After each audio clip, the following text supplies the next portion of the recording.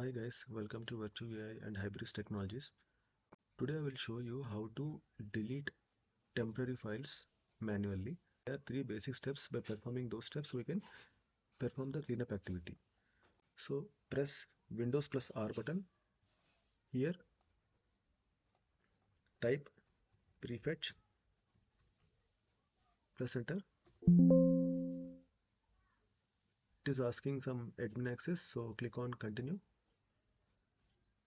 So these are the some temporary files. So control plus A, shift delete, press enter. So one step is completed. Second step, Windows button plus R, temp.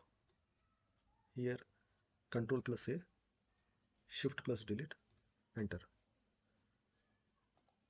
Skip.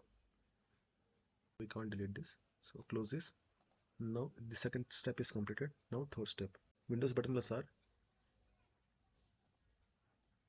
percentage temp, percentage. Okay.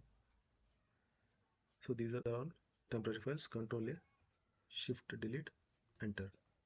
Some of the files are processing in the backend, so we can't delete these files. Okay. So this is the three basic steps to perform cleanup activity to release the space, unused space.